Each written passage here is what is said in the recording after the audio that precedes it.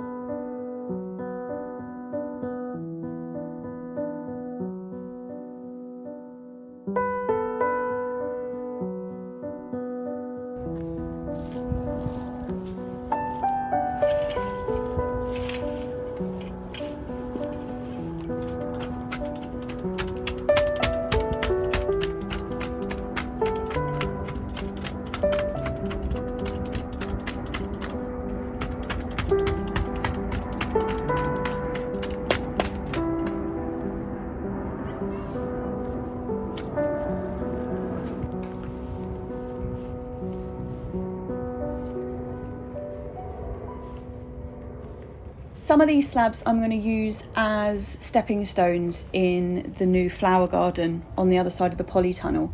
but I'm going to put a couple of them back here to rest the metal bin on. So this is the bin that we store all the chicken pellets in and the mealy grubs and all that kind of stuff.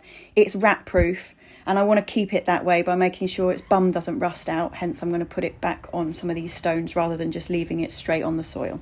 One of the joys of these bins is how easy they are to construct and deconstruct and move, etc. I mean, they're just brilliant. I love them. Next, I've got to line it though. And just like last time, I'm going to line it with split manure bags. That's what I did last time. I had to record this twice.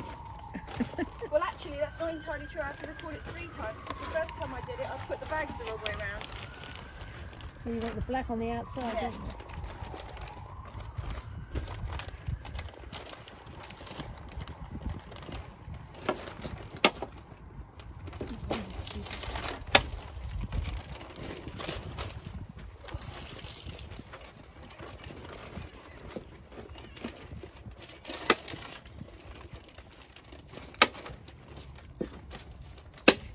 Okay.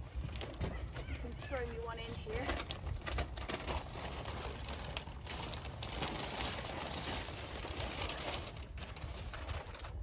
Thank you.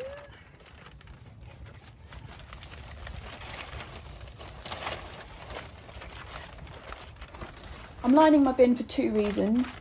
Firstly, to just help protect the wood that little bit more, and also it's to help keep the moisture levels up in the leaf bin. So if you pile leaves into a bin and they dry out and then just stay there, 2 years later you're still going to have dry leaves in a bin. They need to have moisture and air to break them down. So I'm piercing holes in this plastic, even though it's not hermetically sealed, it's just laid in there. So there's plenty of holes and rips, but it's also going to keep the moisture in. And that's going to give you a really good leaf mould. Generally, we're talking about 2 years for a leaf mould to be completely turned into compost that you could use for, say, seed sowing. But after 1 year, sometimes even less. I mean, if you turn it, it can be less than that. It makes the most fantastic mulch, any of that. But if you want it to be kind of a really fine tilled seed compost or something like that, it's about 2 years. The other thing is you can do this just fine in a bin bag. So if you fill a bin bag with leaves, tie it at the top. You want to moisten everything. If the leaves are dry when you put them in, you want to kind of hose them down inside your bin bag. Tie it at the top. Most importantly, you have to punch holes in your bin bag so that there's air getting in, and then just leave it in the corner. 2 years later, open it up, or 1 year later, open it up, and you've got gold.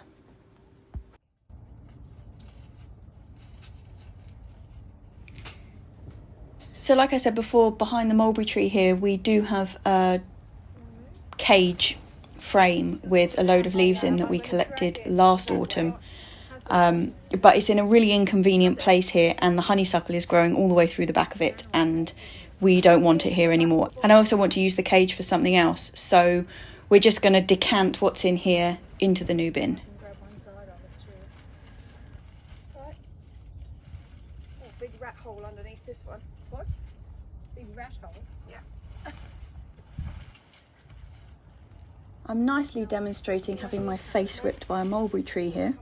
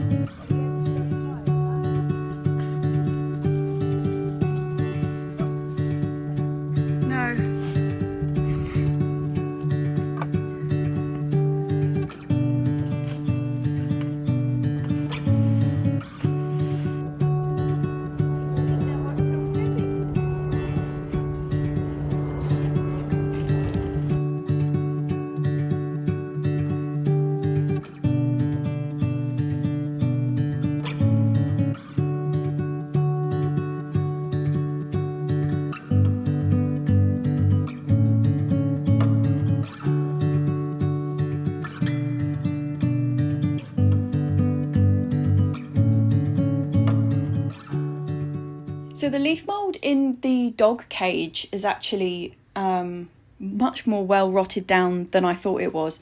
But that'll be great. That's going to really assist what's going on in this bin. So now we're about a third full and we've got a whole pile of them just up the way to add to the bin. So yeah, we should be leaf mould rich by the end of the year. By the way, I've never kept a dog in a cage. This was something I salvaged from a skip. Just before we head off today, I'm going to stand up these little broad beans. These are the really short ones that I planted and they're growing great guns actually. Unfortunately, I'm going to be using my Allotment Nemesis on them to stand them up, which are these pea canes, which are cleverly and very specifically designed to poke your eye out because they're practically invisible, dark green and really skinny. I hate them, but I don't have anything else to use at the moment. And normally I would put something over the top. I like tie a piece of colourful string on the top so you can see them a bit better. But I also don't have any of that. So I'm taking my life in my hands by putting these here. But has to be done because they're all starting to be bent over. You can see the tall ones have survived brilliantly. I was worried about them. I was telling you, I thought they weren't going to be much of a goer, but actually we've had sleet and hail and some pretty strong winds and they're all still standing up perfectly. So I'm really happy with that. Other thing I'm happy with is this bed has been manured and there's not even a whiff of any aminopyralid damage. So I'm feeling really confident about that last batch of manure we got. Fab.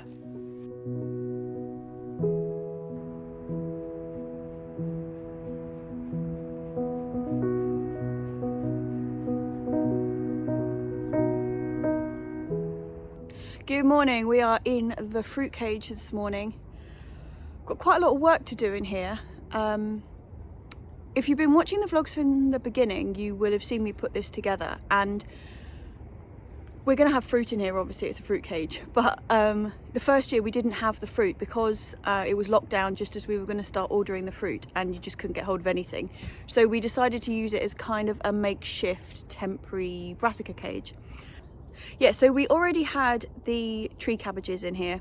They've been in this bed since, this is their third winter, I think. So we've had them in here quite a long time and we built the cage around them. But we've just infilled, so we've got the spare Brussels sprouts are in here. We had cabbages in that top corner. We've got kaleets. We've got these which are purple sprouting broccolis, which we're probably expecting about March to start producing, although this one has got a little glimmer of purple in the centre. There's some older turnips in the back there. These are the lovely tree cabbages. Something we did manage to get in was the strawberries, although I've realised they're in completely the wrong spot. I planted them in front of the raspberry canes and that was really daft because it makes picking the raspberries much more difficult than it needs to be. This is something I need to get on with today, is cutting them down because they're autumn fruiters. So yeah, quite a lot to do. The strawberries we do need to move, but I'm not quite ready to do them yet. I'm going to chop the autumn fruiting raspberries down today. And the other thing I'm going to do, I don't think I'm going to move them today, but I'm going to fan prune the really unruly pair of gooseberry bushes that we've got up the other end. They're currently in the bed with the rhubarb. So yeah, these are the two gooseberries that we've got. They're in, the rhubarb takes up about 2/3 of this bed, so we don't really need that much. But these gooseberries are pretty lethal. They've got massive thorns, and part of the reason that I'm going to fan train them is so the fruit's easier to pick. It means that you don't have to put your whole arm inside the lion's mouth, basically, to pick the fruit. So these guys, I'm going to have to take quite a lot off them. I've got a red one and a green one, and I'm going to be incredibly careful pruning these back.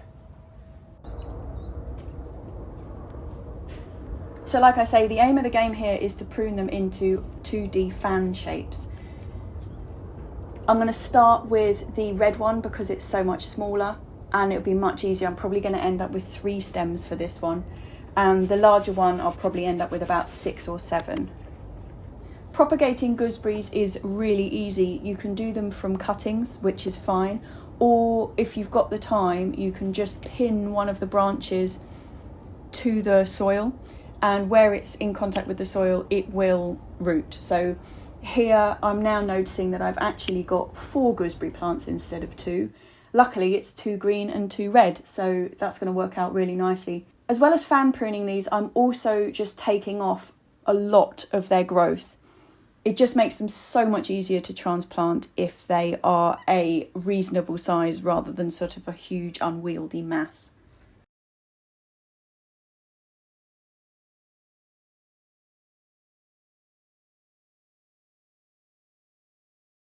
Once I've got these into a kind of a 2D fan shape, when I do move them, I will lay them against the wall of the fruit cage and splay their branches in an even pattern and attach them to the outside of the fruit cage to make them kind of grow in that pattern. And then each year I will chop them back into that shape, which will make picking the fruit really easy, and it also means that we can fit more fruit bushes into the fruit cage.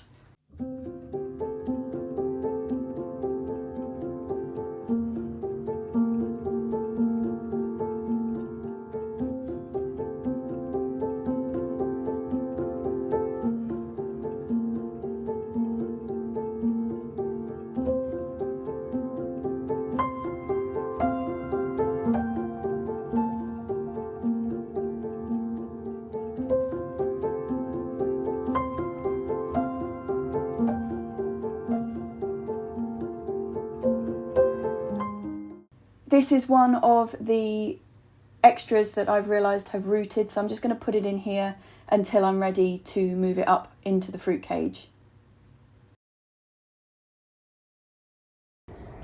So that's just about it. You can see this one is 3 main stems, so I'll get that in going across that way, and this one is about 7 or 8 main stems, but it's a much more established plant, this one. We've had it for about 3 years longer. So that one will go that way, and that one will go across the back that way. Then I've got this little chap here and that chap there. Lovely. How'd he go? Onto the raspberries. You can get summer fruiting and autumn fruiting raspberries. I am a big advocate for autumn fruiting raspberries for a couple of reasons. Firstly, they are infinitely easier than summer fruiting. So summer fruiting, you have to be careful about which canes you cut down at the end of the season because they fruit on the 2nd year of the growth. So what they fire up in the summer will then fruit the following summer. With the autumn raspberries, you don't even have to worry about that. Every year they come up, they fruit for a really, really long time, and then you cut them all back. There's no faffing around with anything. And this is an autumn bliss raspberry, which is just a great flavour. I just think autumn fruiting raspberries are the bomb. Part of the reason that I'm going to get the strawberries out of the way here is that these raspberries are already starting to spread. So you can see where I've put the crowns in, and then they're moving around. So I want to get rid of the strawberries and give them plenty room to expand. And all of these canes will go into forming my pea canes later on this year. So it's so simple with autumn fruiting raspberries. They're just gone. Perfect, ready for next year. I'll throw a load of manure on there and then contemplate moving these strawberries next week maybe.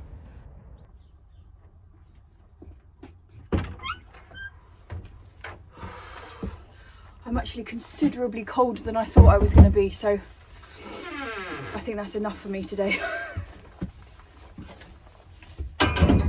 Even the hot chocolate hasn't warmed me up. My fingers are like little icicles. Yeah, it's home time, I think. Hi guys, well I thought that was going to be a really quiet week, but actually we got quite a lot done. Got that other leaf bin in, which was great, and it's already like 3/4 full because we raided the cemetery. She raided the cemetery doesn't sound that great. We went round and collected some leaves from the cemetery, more like it. And also I'm really pleased that I got the gooseberries slimmed down, because I'm going to try and get them moved as soon as possible, really, so that, because they're dormant at the moment, I want them to be in place ready for spring, so they can just get going. And also how nice to discover that I had 2 extras that I didn't know about. So that's really nice. I absolutely love gooseberries. I know some people aren't that keen, but I absolutely love them. And I really want them into the fruit cage, because the last couple of years we haven't had any gooseberries at all because the birds find them, because they're so out in the open there in the rhubarb bed. It's no good. Also, we have got so much rhubarb, I've really got to get rid of some of it. But all the crowns are so healthy, I don't know what to do with it. Difficult. Yeah, so I'm not sure what I'm going to do with the rhubarb, but actually it's coming up to the time when we've got to cover some for forced rhubarb. So that's exciting. Actually, that's one advantage of having 4 really large crowns, is that we can put we use a massive like old water butt as a forcing thing to go on top of the rhubarb. Forcing is when you deprive the rhubarb of light, so it gets really warm in there and it grows, and then the leaves shoot up. They kind of go what you would think of as leggy in a seedling. They're really searching for light, so they grow really fast, and they're kind of blanched and tender and so sweet. They're so sweet you can eat them raw. Actually, I must dig that bin out so we can get them covered up. But what I was saying about having the 4 massive crowns is that every year that you force your rhubarb, you do weaken it a bit, because it's not a natural way of growing them. So you want to give them a couple of years off in between. And because we've got the 4 crowns, we can just like circulate it, do 1 crown each year, which gives them 3 years off in between. So they're pretty happy. And if I was going to reduce it down to having 2 massive crowns, then they're only getting 1 year off between. But is it worth a whole half a bed for rhubarb? Yeah, and the raspberries, obviously got the raspberries chopped down, which is good. I know I said it just a minute ago, but honestly, if you've got a choice between summer or autumn fruiting raspberries, it's autumn all day long. They're just the better option, basically. If you disagree with me, tell me why underneath, but I'm an autumn raspberry kind of a girl. Okay, one other thing, you may have noticed that there was some mix up of the music this week. I put some other bits and pieces in there. I've been thinking about doing this for absolutely ages, but because I'm always editing in a mad sort of frantic rush on a Tuesday, because it's the day I've got to do it, I've got the license to the piece of music that I use at the beginning, and I will always use that at the beginning because I really like it. But I've been thinking about doing some different music for a while now, and then last week I got a couple of comments about people not being able to stand the music, so I was like, okay, this is the moment that I'm going to actually put some time into finding some more stuff. So let me know what you thought underneath. I'm sorry if it shocked you too much. We are on episode 40. Yeah, I'm going to say that again. Episode 40. And I've just put some new music in there. So, I mean, that music has had a really good run. 40 episodes of that music, not counting any plot tours or any of the rest of that stuff. So, yeah, let me know what you thought underneath. It's a work in progress. We'll just see how it goes. I'm going to just run downstairs now and show you the chilies, because about half of them are up. This is the 2 trays that I sowed Saturday before last in the chili Q&A and chat. You can see all of these ones are up, looking fab. The reason that all the ones that are up are on this end of the tray is because I've moved them this way because they're closer to the window. I still don't have any grow lights, but I am in negotiations.